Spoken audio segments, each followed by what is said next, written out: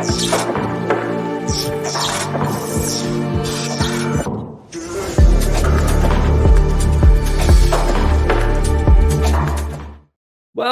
back to Up the Villa podcast for our football phone-in episodes where we hear the thoughts of the Aston Villa faithful and what they made of the weekend. It's obviously better when we win, so everyone who comes on should be nice and happy.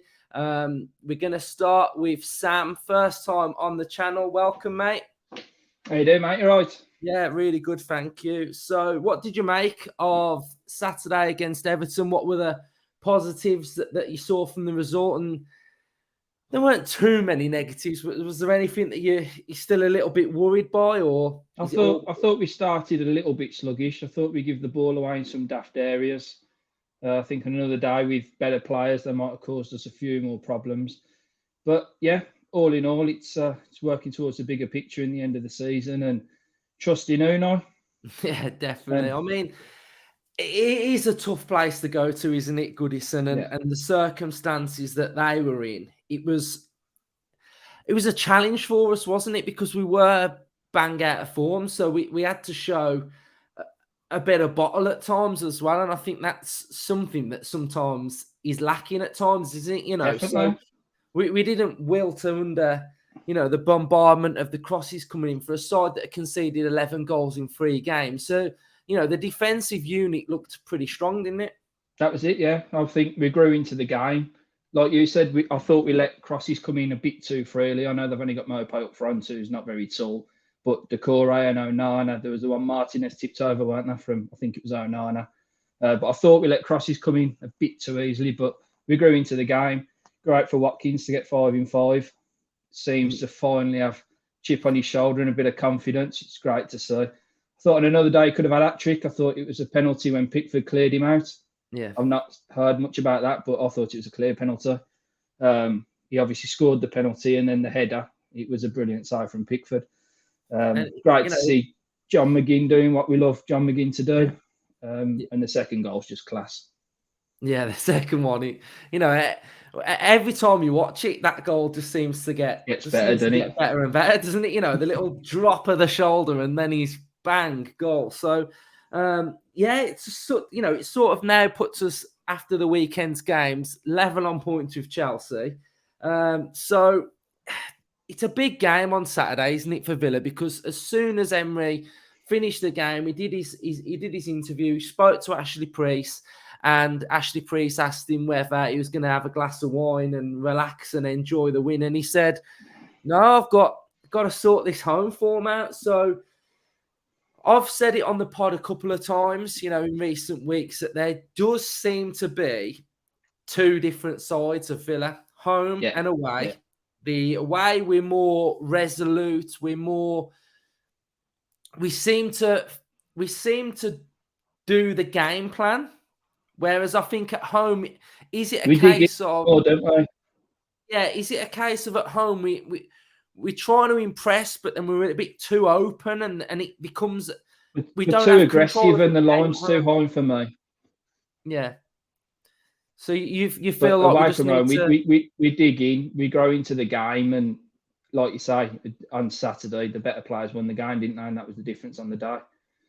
But it's better to have the home form as a problem rather than the away form.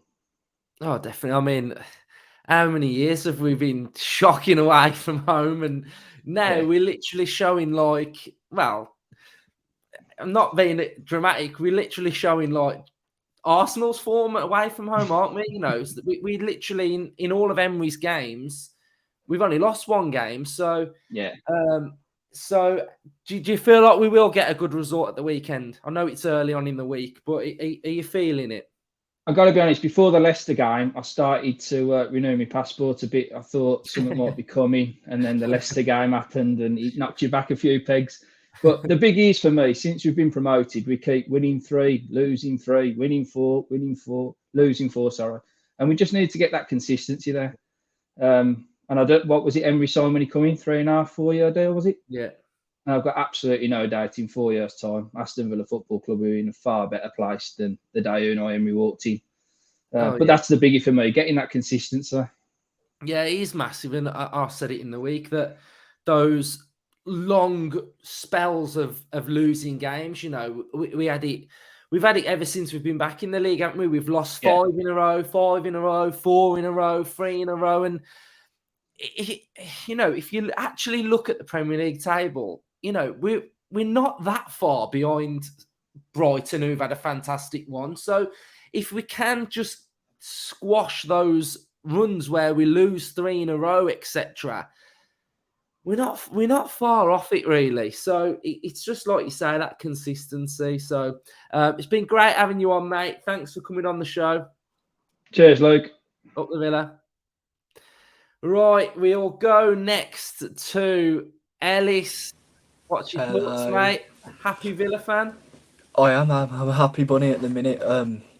I think we all said. I think last time I was on here, I said the next 6 are massive for us, and it looks like if we can nail this away form and like what Emery said before, focus on this home form and getting some wins, it could be a very positive place around Villa Park, and I'm very much looking forward to it. Yeah, it was a great call from Sam, who was on before you. He made some really good points, and I'll ask you the same question then. So, home form, I think home form's going to be the topic of the week from me. How does Unai get us firing at home? What do you want to see from us?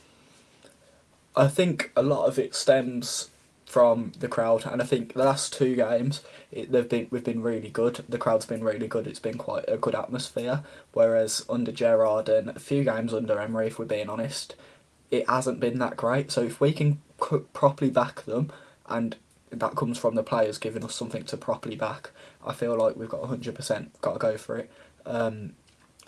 He made an interesting point. Sam made an interesting point about playing the higher line, but I feel like at home you need to have that little bit more higher line to get the crowd going, to get that press going and giving it all. And I think the next couple of games is the perfect opportunity to try and rectify that against not lesser opposition, but not the likes of Arsenal, Man City, if you know what I mean. Yeah, and Ollie Watkins is firing, isn't he? 5 in 5. He's looking class. So, you know, there's no doubt for me that he's going to bag again at the weekend, to be fair. I think he's just in a hot streak. So, going back to the game at the weekend, what were your general thoughts on it? I think it's pretty similar to what other people have said. I think the first half it wasn't terrible, but it wasn't what Emery wants, and it's not what we want as a standard. I think we were just trying to like sort of find them out, get a feel for each other, and then like you said, the quality shone after. I thought Buendia was excellent. I was a little bit disappointed with Bailey, I'll be honest, and I think that he might get dropped for the next game. I'd like to see Duran come in. Some people saying it might be a bit too soon, but I've liked what I saw from Duran, and I'd back him if he does come in to at least pepper the goal and maybe even get himself one. Yeah, it's Bailey. Hot topic, isn't he, Bailey? At the minute, and it's just not happening for him, is it? It's. I felt like Everton was probably one of the worst games he has had. And he just was missing, wasn't he? For me, I just don't see enough from him. That's my problem. Yeah, and it's hard because like I think I've said this before as well. Once you drop him, you miss that chance of something brilliant happening because he has got it. But then you can't risk not playing another player just in case something is happening when 90% of the time it's probably not going to happen because that's the way it's been. It's been 90% dross basically, and then 10% of that brilliance. Yeah, that's cool. Right, Ellis, thanks for coming on, mate. No worries, thank you for having me. The Villa. And next we'll have the main man on. We'll have Ivan on. So Ivan, I know you are a massive Ollie Watkins fan. You know, I remember having our first chat, and you were saying like we've got to back him, we've got to get behind him, and everything. And well, yeah, now look at him, 5 in 5. So the goals are going in, aren't they? So you must be buzzing with Watkins. I am, yeah. I'm just so pleased for him, Luke. You know, and I think that there was definitely bit of a divide, wasn't there, probably amongst the Villa fan base about, what kind of striker we wanted him to be. And, the one camp, myself included, and I know you guys on here would sort of say, well, the work he does for the team balances out with the kind of number of goals. But people would say, well, yeah, but he's a striker and he needs to score. And I think that suddenly we're in this phase where he's, 5 in 5 is phenomenal, really. But then he's still doing all that other good work. And I think you realise actually what a player we've got. And I don't think that should be a surprise. I mean, for successive managers, he's played, hasn't he? I mean, Dean Smith obviously brought him in with the intention of playing him, but then, he wasn't, Gerrard didn't drop him, did he? And Emery, has backed him as well. And I think that it's just great to see, isn't it? And I think that hopefully it's made, some of those doubters perhaps realise that, his all-round game, is up there yet. But you know what? With that confidence and knowing he's the main man, he can score the goals. I mean. Yeah. I mean, I think I said it on one of the episodes at the weekend that for every Villa fan, it's never been in doubt, his work rate, what he does off the ball. The majority of Villa fans would say that it was his finishing. What I think's happened is I think Emery is using him better.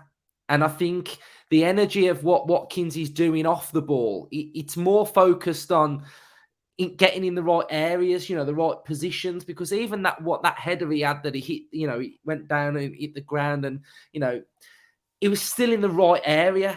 And I think that's been probably part of his problem, that at times he's been focused on doing so much, maybe drifting, that where you want him to do the damage, running through a channel across a Cody or whatever.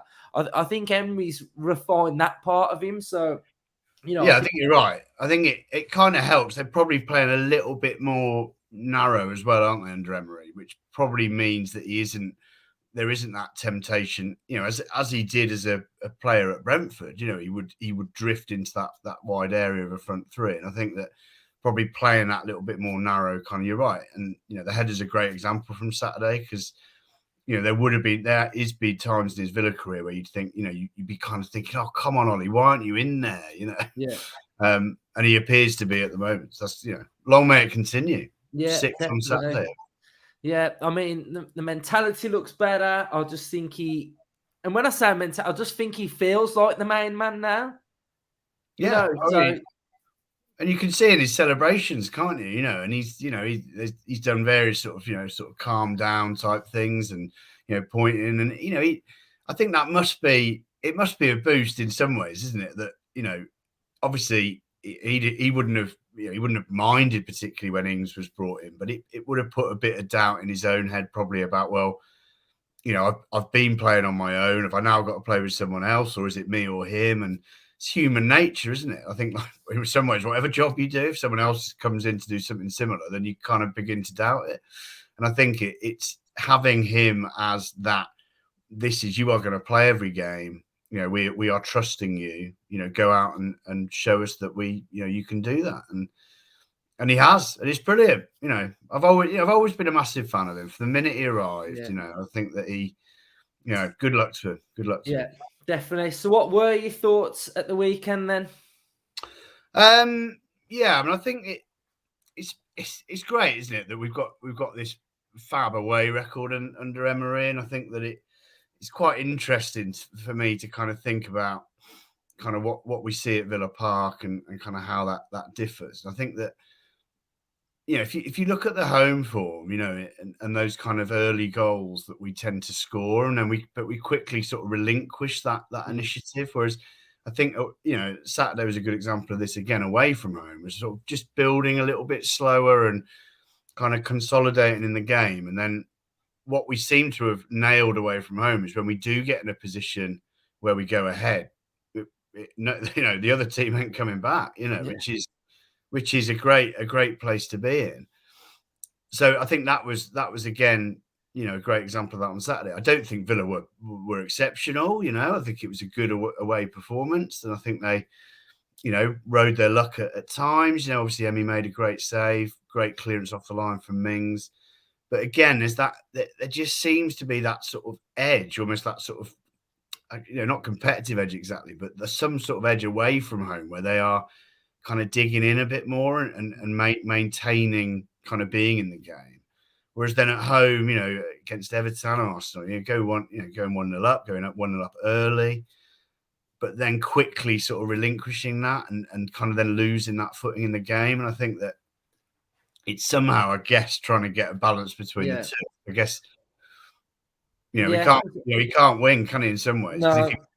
if on Saturday, he plays very deep and keep it at 0-0, then we know what Villa Park's like. There'll be people on his back, and people want to see that initiative, but it's a tricky one. Yeah, I mean, Sam made a great point about the high line at home, and I think we're seeing this thing now across the course of the whole league. We saw Man United defending that high line off a set piece yesterday. Everybody is trying to get an inch higher up the pitch, so you're not going back towards your goal. I just felt like, especially against Arsenal at home, I think in that game we completely lost our way in the second half. I think that's why we conceded late on and everything, and we ended up losing, because I just think we just completely lost our way. So I think if I'm thinking early on how I want to set up against Palace, they don't score many goals. Zaha's just looks like he'll be coming back from injury. They've got a bit of pace about him. They're going to want to hit us on the counter-attack. We don't really want it to be an end-to-end counter-attacking game on their part, because I think that's where they'll be strongest in this game. They could nick a goal doing a counter-attack or whatever. So I really do think it's important that we don't treat it like an away game, but we treat the possession of an away game. So we try and dominate the ball and just suffocate them, basically. And that's just how I see us playing at home against Palace. I think. I think you're right. Man. I think as you guys say a lot on this podcast, is that when you have the ball, the other team doesn't and can't hurt you. And I think that in some ways, for all of I loved Emery's kind of view of, well, of course I'm not going to celebrate. My friends can celebrate, but I'm focusing on the home form. But in some ways, it's more about how I guess the message doesn't change, is it? I mean, the way that they will play, you assume, will be similar. They will look to play out from the back. The central defenders will split. Kamara or Louise will drop in. Emmy will give them the ball. So that sort of stuff will carry on. I think you're right. The kind of panic in the Arsenal second half was, kind of undermined that a little bit. So I don't think, you're right. You're not going to see a massive kind of change in the way they play, but it's that control, isn't it? Yeah, I think that's the key word, control. Emery wants us to control the ball and control the game. He wants us to be the dominant force. So I think the message has got to be control the game. And I think which is what, if you again look at those away performances, not just Saturday, Southampton, Brighton, Spurs, the other team had chances because it's a Premier League game. They're going to have chances, but the control was there. And I think particularly when going 1-0 up, particularly away from home where that happens, tends to happen a little bit later. He seems to be able to have, that message seems to go through to the players then about sort of controlling the game. Whereas I don't know whether it's just maybe a little bit more emotional at home. I don't know. Yeah. You'd think that maybe shouldn't be a problem, but I'd just probably say we're putting a bit of pressure on us at home. I think that's now the thing, isn't it? We're now building this thing up of like, oh shit, we've got to perform at home. We've got to do this now. We're not very good at home, so we can't. You know what I mean? So you're already creating that bit of an edgy. Well, particularly when you have a good away win, because you have a good away win, and then you spend all week waiting to go back to Villa Park, looking forward to it because you've had this great away win. Plus, we've talked about it before. That idea, it's expectation, isn't it? I mean, I'm fed up of being 11th. Do you know what I mean? I feel like we're going to be 11th forever. Yeah, I mean, every time Sky put that thing on, I'm just like, how are we not 10th? And you think we lost 3 in a row, we were still 11th, and then so again, it's that expectation. Though, it's another chance on Saturday. potentially given Chelsea's form is to get into that top 10. And you think, surely, he will have them absolutely ready to see that as, not another missed opportunity in that sense. I think he'll do it. So cheers, Ivan. Nice one. Up the Villa. Mate. We'll have James on the show now. So let's put James on. James, how are you, mate? Hello, Luke. You all right? Yeah, I'm all right, thank you. Good stuff. So what did you make of the weekend? It was all about getting a result after the last three, and the boys come home with 3 points. Couldn't be happier. Yeah, and who impressed you at the weekend? So I think Emery's trying to build a team, so it's about the 11 on the pitch. But I think John McGinn had a good game, and the Tyrone Mings and Konza stepped it up again, and say clean sheet. Can't be happier. Ollie Watkins getting 5 in a row, so hopefully it continues onto the Palace. Yeah, so we're back to this thing now where it's like we've had a good result. Now can we take that challenge and do it at home and get into the top 10 and all that? So what are you hoping for, you see, on Saturday from Villa? I think us as fans need to get behind the team more, and football's about 90 minutes. In case we concede a goal, keep backing them and getting behind them, and so I'm hoping for another good result come Saturday, and so hopefully we're looking up then instead of downwards. Definitely, James. Cheers for coming on, mate. Thank you, Lou. Have a good evening. There we go. So that's all of the Villa fans on today's episode. If you do want to come on the show, just make sure you drop me a message on social media, and then we'll have our build up to Crystal Palace. But we have a special episode out tomorrow, so stay tuned for that one. Special guest. Thanks everyone for watching. Subscribe if you're new. Up the Villa.